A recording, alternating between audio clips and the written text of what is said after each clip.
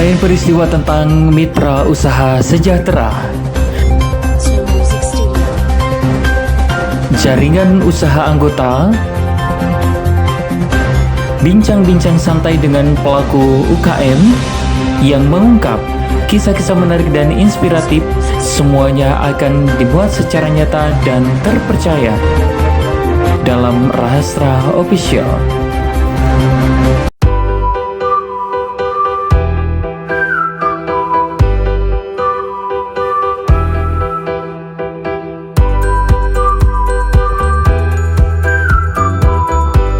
Siang ini saya lagi ada di sentra ikan hias, di mana saya akan bertemu dengan salah satu anggota Rahastra yang punya usaha di bidang ini. Seperti apa perkembangan usahanya dan bagaimana lokasi di sana? Ikut saya.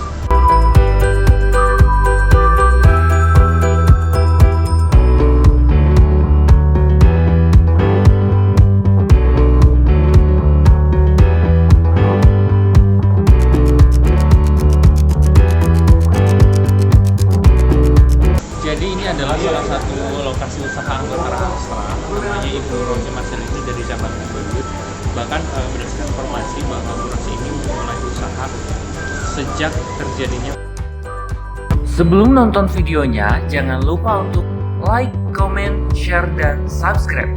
Agar teman-teman tidak ketinggalan informasi, jangan lupa untuk nyalakan lonceng notifikasi di bawah ini. Jadi sebetulnya ikan ini hobi awalnya saya hobi rintis dari kecil. Memang saya hobi di ikan hias, terutama mas koki, ya kan.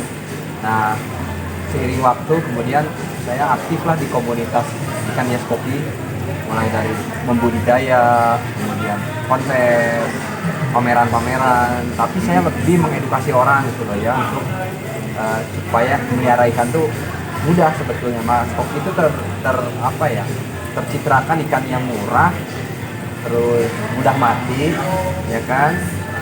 Jadi itu sesuatu yang nggak benar sebetulnya. Jadi kita edukasi dulu awalnya. Terus kemudian ketika saya masih bekerja, saya kan bisnis di bidang butik ya. Saya tuh membuat suatu komunitas yang disebutnya urban fishery. Urban fishery itu konsepnya lahan terbatas tapi bisa menghasilkan. Waktu itu lagi PSBB ya, nggak kemana-mana, ya betul lah beli beras gitu ya. Saya kontak toko-toko akuarium yang memang relasi kan, kemudian itu diterima dan malah waktu itu pasarannya luar biasa. Nah, akhirnya saya memutuskan, itu ingat bulan Februari tahun kemarin, untuk bikin kios di sini. Lagi pandemi ya Pak? Pas pandemi bikin kios, kebetulan kios ini berdiri udah setahun. Tapi kalau bisnis ikan hias secara pribadi yang urban fishery itu saya udah lama, dari 2015. Malah ikannya saya ekspor. Saya ekspor ke Vietnam. Oh, sampai ke Vietnam. Karena saya kan mainnya di kelas penghobi ya. Saya budidaya itu untuk bukan konsumsi ya, untuk penggemar-penggemar ikan hias di luar. Jadi saya kirim sampai Vietnam, Medan, Makassar, Balikpapan, Manado, Bali, itu udah ikan saya udah kemana-mana. Memang di balik musibah itu kan sebetulnya ada ada kemudahan lah, ada hikmahnya. Pada saat pandemi tersebut justru yang meningkat minat terhadap ikan hias itu tiba-tiba sangat melonjak tinggi, sampai permintaan cukup banyak. Jadi saya memutuskan ya sama istri bisa persetujuan untuk ya udah kita fokus di sini aja di ikan hias gitu ya. Dan kebetulan karena ini basicnya komunitas-komunitas, saling support. biaya per modal, kemudian sewa tempat, ini gimana nih Pak? Nah, kalau sewa tempat ini kebetulan karena punya pemerintah kita disupport, jadi tidak menyewa. Tidak menyewa ya? Alhamdulillah karena COVID. Permodalan, jujur ya, karena kan saya udah lama ikut Rahastra, selama itu kan saya usahanya di bidang butik jasa. Jadi dari awal saya ikut koperasi itu memang selalu dibantu permodalannya dari Rahastra. Jadi untuk pembelian bahan baku, udah gitu pemasaran, marketing, bisnis dari itu didapat dari permodalan dari koperasi rahasia. Jadi bisa dikatakan bahwa bisnis ikan ini kalau dilihat dari jumlahnya sedikit tetapi luar biasa menjanjikan ya Pak ya? Iya, sangat menjanjikan. Saya sih pengen bilang sama orang, jadi dengan lahan terbatas sebetulnya di budidaya ikan hias itu bisa Bisa ya. sebagai apa ya, pendapatan tambahan ya sangat-sangat lebih gitu. Lebihnya. Oke. Ini Pak, kalau misalnya para mitra semua butuh ikan kayak tadi dengan tadi Ya. atau misalkan pengen belajar nih Pak, Oh bisa, Bisa disampaikan. Jadi kalau belajar kebetulan saya aktif ada medianya ya, ada WhatsApp grup. Kemudian saya juga aktif diminta lah beberapa media tulis ya, kayak Trubus, terus oleh Pikiran Rakyat grup. Saya Ya. diminta jadi kontributor. Jadi kalau ada mau memulai budaya bisnis di ikan hias, mangga saya mah tangan terbuka gitu. Terbuka ya. Apalagi sekarang mungkin Pak kita harus tidak hanya untuk keperluan pribadi juga untuk bisnis, tetapi kita juga membuka peluang untuk pengusaha-pengusaha baru. Karena kita ada beberapa diantaranya ketika ada pandemi berhenti bekerja Pak.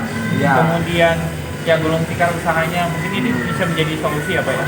Oh, sangat bisa, karena ternyata setelah saya cerita saya main budidaya koki itu saya udah 86, tapi itu as a hobby gitu ya. Iya. Setelah saya niatkan, fokuskan, ya 2015 itu ternyata ya menjanjikan ya. Kalau ikan itu kan ada di ikan-ikan tertentu gitu ya, itu ada klasifikasi kelasnya lah ya, rapi gitu. Nah, kayak Mas Koki ini tuh ada kontesnya. Ada Kontesnya. Nah, kalau udah menciptakan ikan kontes tersebut, nilainya sangat luar biasa. Harganya ya 200.000 kan? Ini luar. 100.000. Saya ikannya tuh masih kecil tuh Oh di iya. sana, Iya. tapi tuh harganya 400.000. Itu yang warnanya putih hitam itu. Itu masih anaknya, Oh, itu tapi masih itu anak. kelas kontes. Jadi ikan tuh kalau dilihat dari kerapiannya apanya, kalau itu ya bisa memberikan value yang lebih. Keterbatasan itu bukan suatu hambatan. Jadi kita selalu mencoba untuk lebih berani membuka ruang, itu satu. Dan kan kalau cuma berkeluh kesah mah tidak memberikan apa-apa kan. Jadi kita harus selalu cari inovasi, mencoba. Dan yang satu, sering-sering bersilaturahmi, termasuk dengan Rahastra. Saya rasakan emang terbantu sih gitu ya, sangat terbantu gitu ya. Untuk anggota Rahastra khususnya dan umumnya warga Jawa Barat yang selama ini terdampak COVID-19, jadi jangan takut untuk memulai usaha baru. Jadi terus berusaha aja, yakin, sabar dan konsisten kalian. Konsisten. Marketplace ya di Tokopedia. Shopee, di Tokopedia ada namanya Marketplace lengkap, mulai dari ikannya, pakannya, obat-obatan semua ada. Tapi mau datang, misalnya kalau daerah Bandung Selatan bisa ke Gria Batu Nunggal, agak barat sedikit ke Sumbersari Junction, Iya. atau ya ke sini aja ke timur ke sentra ikannya. Kaitannya dengan pemeliharaan ikan, kemudian bagaimana tadi juga ditawarkan bagaimana kalau Anda mau belajar boleh sekali kita sharing bareng, karena yang namanya ilmu itu kalau misalnya kita pandai berbagi, ilmu itu kan makin bertambah. Nah, Ya mungkin itu saja perbincangan kita dengan Ibu Rosi dan juga Pak Rum ya. Terima kasih banyak atas waktunya Pak. Semoga usahanya semakin lancar, ya, semakin juara. Apapun yang terjadi masa pandemi, insya Allah akan segera bangkit kembali. Anda yang punya usaha juga tetap semangat. Rahastra juara.